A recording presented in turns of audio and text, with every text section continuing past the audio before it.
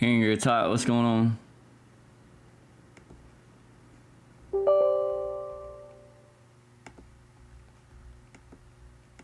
Thank you, Kyle. I don't even know. I might play, I might not. I don't know. I'm undecided. I know I'm gonna be playing a few games, but I don't know if I'm gonna play my tourney. I mean, I might as well, but like my focus is not really on Golf Clash today. Fucked up day for us here. So,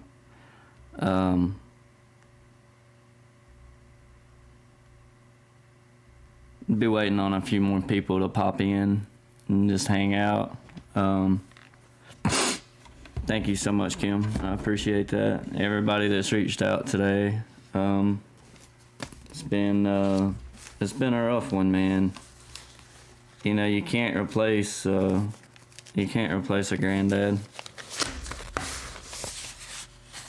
And even if Paul would have been the biggest asshole in the world, he's still, which he wasn't. He was very kind-hearted and soft-spoken and very intelligent and selfless. It's hard to put into words what you lose when you lose somebody that is like him. They don't make them like that anymore, Him and Nana were married for, I'd say 50 years, 51 years, 51 or 52 years.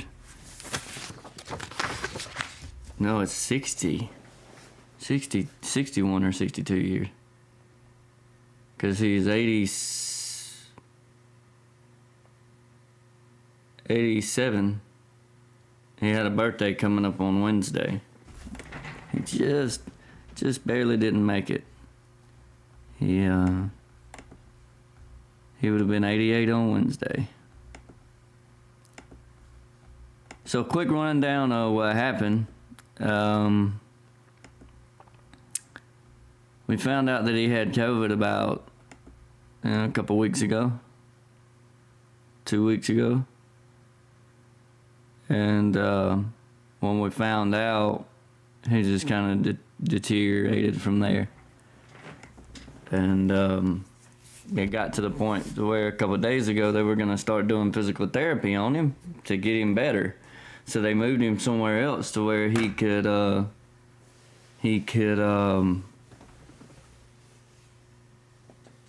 basically start his treatment to do physical therapy. And then they found him this morning unconscious in his bed, and he was gone. So I'm gonna move some stuff around. So, yep, that's that.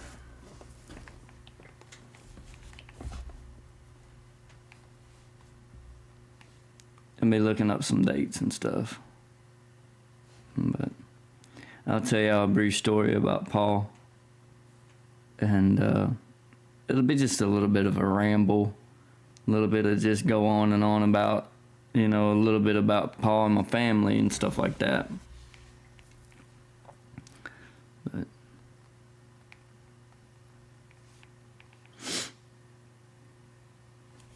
so Paul was born in 1934. And he was raised up down in Louisiana in a bayou, and my Papa Jim got really sick, and they had to move to Bay Minette, where I'm from originally, which is about 15 minutes north of where I'm at right now from Spanish Fort. So they moved here, and they bought a big house in Little Land. And my granddad found this older couple that was living on what we call now High Note Hill. And back in the day, they used to trade houses and land and cattle and tractors and stuff, just like, we do anything on Facebook or Craigslist now. You find something that you want, you just trade somebody. Well, the old people could not take care of the land anymore. You know, it just got to the point to where it was too much of a hassle for these older people. And so they would much rather just have a smaller piece of property and a gigantic house because they just couldn't get around anymore. So my folks, they just kind of did a one-for-one swap. Just, here, y'all take all that land, you know. Well, my family started growing corn and cotton, and my grandma was a hard worker. She was a Stevens, and Papa Jim, he was a hard-working man. If you was one of his kids and the sun was up and you wasn't your ass out of that bed, you was going to be in trouble, because he'd chase you out of that house butt naked with a pot, you know. There wasn't no such thing as lazy. If you wanted to eat, you had to work. You know, if you was sick, it wasn't no playing on a PlayStation or a Game Boy or watching TV or doing anything that you wanted to do. If you was sick, you was sick. That was it. So it's a different era is what I'm trying to get y'all to understand. And my great-granddad, Jim, in his older age, he got a little bit senile and, you know, kind of lost his mind. I think he shot at the mailman once or twice. He cussed out a couple game wardens for coming out there and trying to check our hunting license and stuff on the property. But that's kind of where my pa got his old ways, you know. I'm talking about my great-grandpa when I talk about Jim. But Jimmy, who was my pa, is the one that passed away. That's who I'm referring to, PaPa Tango. He was a little bit shorter than me.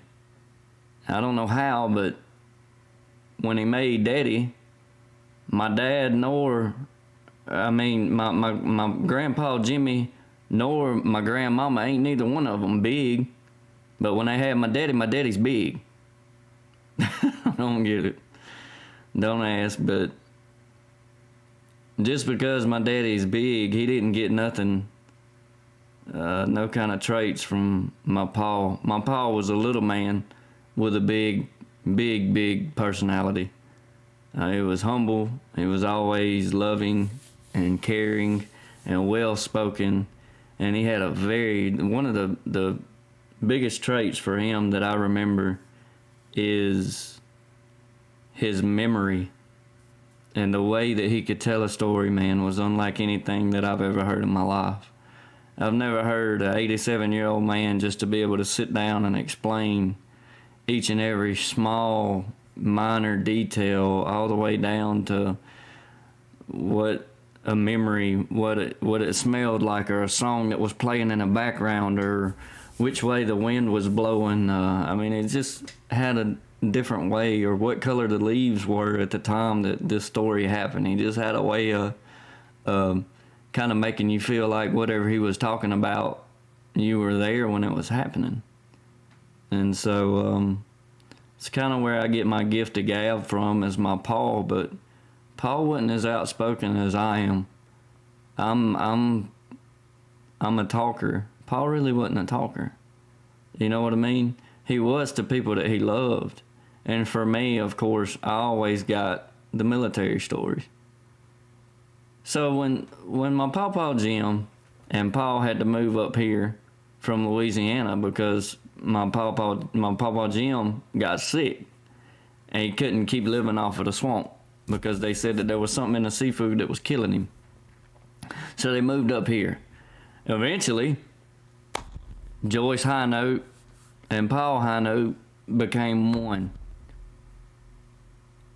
Nana was living out in a place that we call Rayburn, which is right above Interstate 65, and Paul lives right below Interstate 65, which is actually, Paul lives right above I-10. And so 65 and I-10 do this, and we live right there in the middle. So it was bound that they was going to meet. Well, sure enough, they met. And the rest is history, man. The rest is history. They had a little old house built out there. And I think when they built their house, it was a brick house, a 4-bedroom, No, it's actually a 2-bedroom, 2-bath house. They had Paul, Nana, Renee, Debbie, my dad, Les, and Lori. And they was in that little house. They had a big living room. They had a dinner table. They had one sized bedroom, and then another regular sized bedroom. Just one was called master, and the other one was called a regular bedroom, you know. And they raised 4 kids in that house. And when the sun comes up, your ass was outside. When the sun came down, you was in that house, you was getting something to eat, you was taking your shower, your bath, and then you was going to bed. Because when the sun went down, there wasn't no lights, you know. But we're gonna fast forward a little bit through the childhood phase of him raising all his youngins and stuff. Paul was drafted. I will say this before all that. He was a member of the Masonic Lodge in Bay Minette. I didn't know this about him. I was today years old until I found out that he was a Mason. I had no idea. I didn't have any idea that my granddad was a Mason until today. Sadly, I didn't get the honor and privilege to have that conversation with him.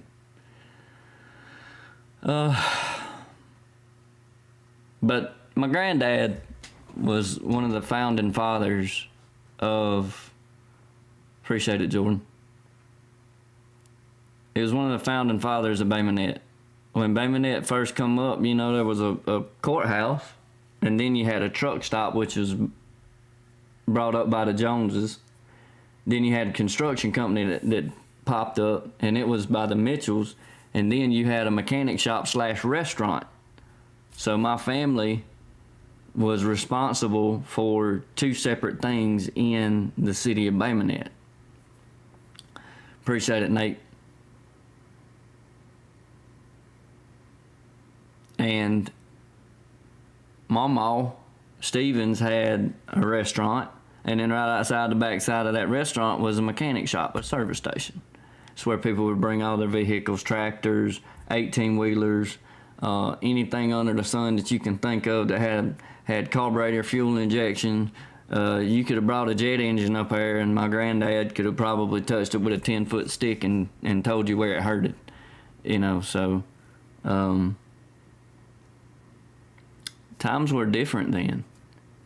You know, you could take a woman out on a date. Hell, you could take 3 women out on a date and fill up your gas tank and buy food and get into the movies and spend all night doing whatever you wanted to do and still had gas for another 2 weeks for less than $5. Back then it was different. And so it was cut from a different cloth, and it came from a different time that none of us know of anymore. And I just wanted to take,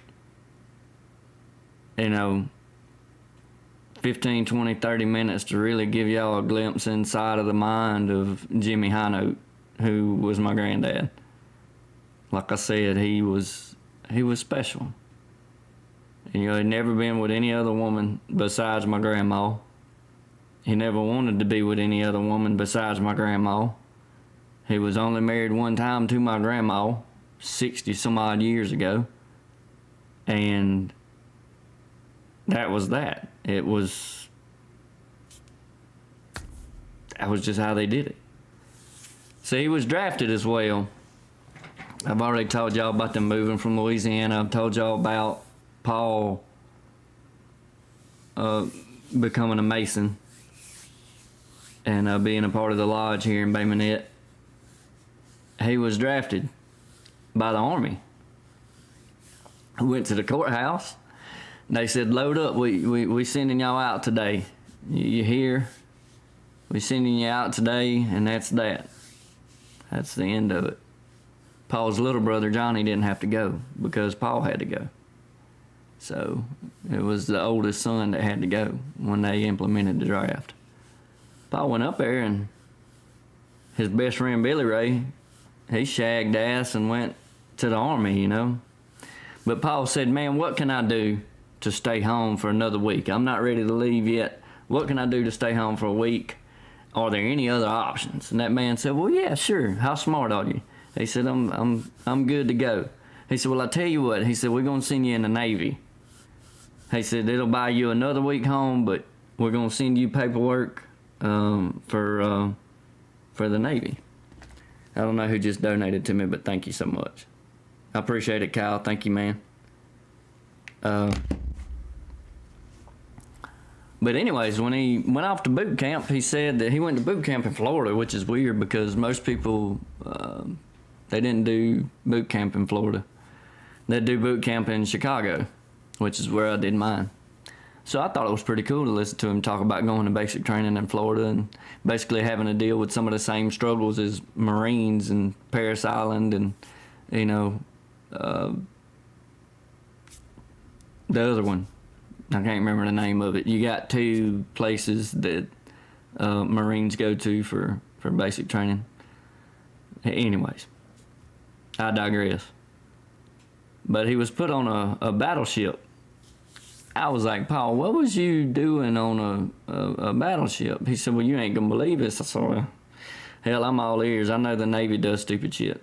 You ain't gonna tell me nothing that I'm surprised about. Oh, but I was. He was put on a battleship to test the guided missiles. So in Vietnam, we were actually just then using the technology of having a green aircraft and a red aircraft.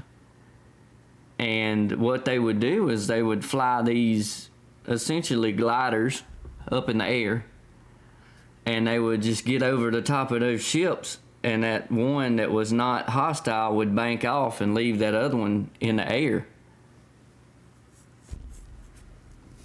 And when that bad one was deemed hostile and deemed a threat to the high-valued asset, they would initiate the request and carry out the mission to destroy that aircraft. And they got to the point to where that weapon that they were using and those missiles that they were using, and which I think what we used to call it was a Sea Whiz and a Sea Ram, which is for IEDs, like missiles that are flying through the air. They would shoot off both of those, one of those at one time, one or two of those at one time, and they would shoot a guided missile at that thing. And so the machine gun, essentially what it is, like a Gatling gun, a thing that spins around and shoots a whole bunch of rounds at one time, had got so accurate that the cable that was carrying the aircraft in the air by the other plane, they was actually shooting up that cable with those machine guns. That's how accurate it was before it would get to the actual airplane. It got so accurate that that thing that was tailing in behind that plane was getting chewed up until it got to the plane. And so Paul said, man, I was on a ship with 300 freaking engineers, and all of these guys were like, had their doctorates and 20, 30 years of experience in their crafts, you know. Of course, most of them all looked young, you know, but he said, he said, shit, I had it made. He said the worst thing that we ever had to do in the Navy was we had to deal with a bad storm. And the way he told me that he dealt with that storm is he got crackers. He had a little box, one of his chiefs, which a chief for us is an E7 in the Navy. When you get to a chief, you're always a chief. Don't matter how high up you get. You may be senior chief, master chief, command master chief of the Navy, whatever. But anyways, once you get to E7, you're a chief. And a chief actually gave him a little wooden box that kind of flipped over on the top. And he took it down to the very bottom of the ship, in the middle of the ship. And that chief told him, he said, you go down there. And he said, when you go down there, he said, the only thing that you eat and drink is this right here. It had a few crackers in it and then some lemon that had been cut up. He said, once you get to feeling bad, he said, you take that lemon and you chew on that lemon, you eat that, get that juice in your system. He said everybody else around him was sick as a dog, throwing up everywhere, and appreciate it, Richard. And they was sick and throwing up. He said I was the only one that didn't throw up. He said because I was eating them lemons and them crackers at the same time. But anyways, he was what they call a machinist mate. And he made it up to E4, which is a third-class petty officer in the Navy. So he was what they call an MM3. So he was very proud of me for making it past him when I got to E5, which is what I am now. I'm a second-class petty officer. I'm a logistics specialist, which is the same thing as a storekeeper. So he was always very proud of me. And every time that I got awards, I always took them to him. And I'll show y'all one. I got one in my drawer here, what it looks like.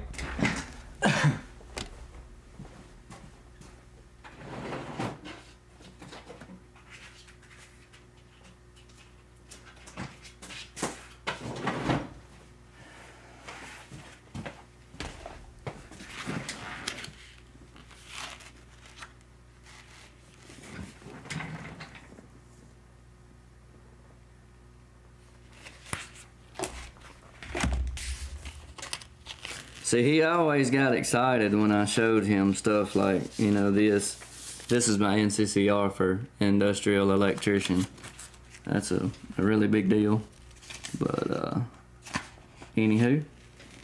But this is what he always enjoyed getting from me. I got an Army Achievement Medal when I was in Bagram, Afghanistan this last time. And so what this reads is... basically, I can't really read this because there's a lot of classified shit on here.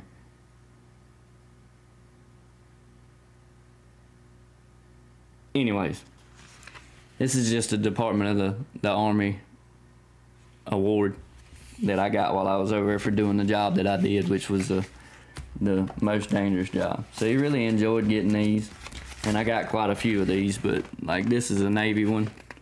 And that's Army, of course it's green. You can't tell that it's dark green, but it's looks black because I got a filter on my shit. So thank you all for that. Anywho, the stories never stopped with my granddad, y'all.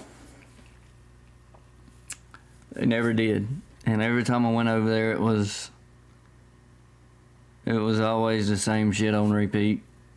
You know, he loved every single one of us, but, you know, until you can have something that you can relate with somebody, it's different when both of you are Navy. Because I walked in his house in 2006 and I said, "Paul, I want to join the Army." He said, "Son, please don't." I said, "What are you talking about?"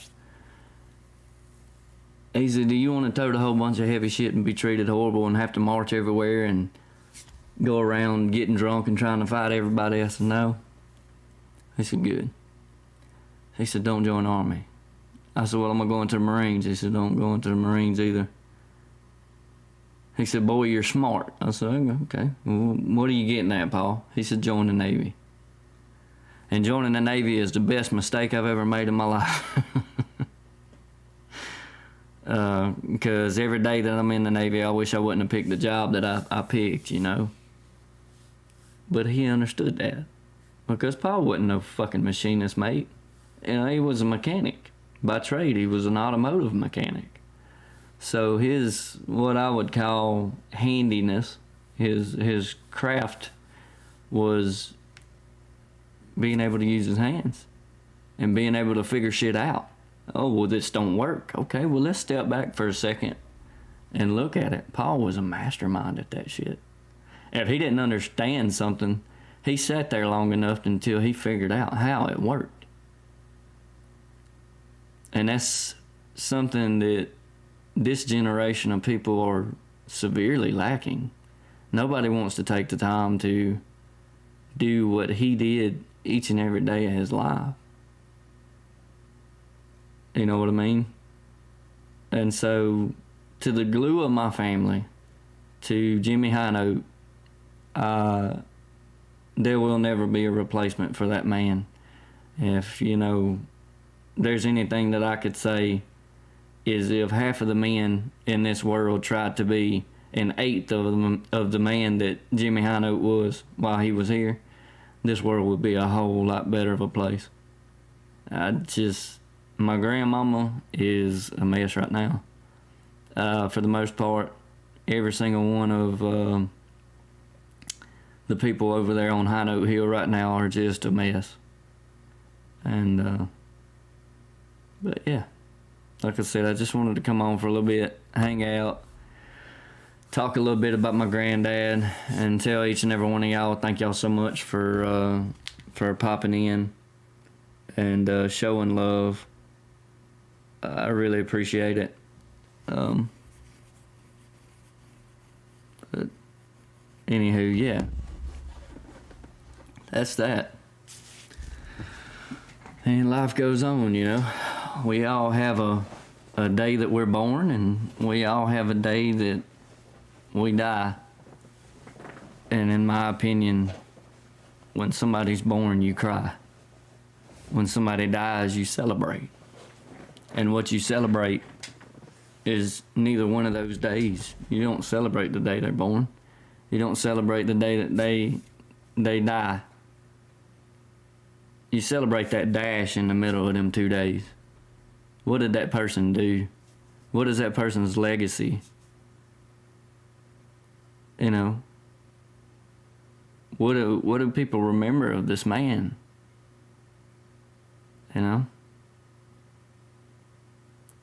So, to my granddad, I'll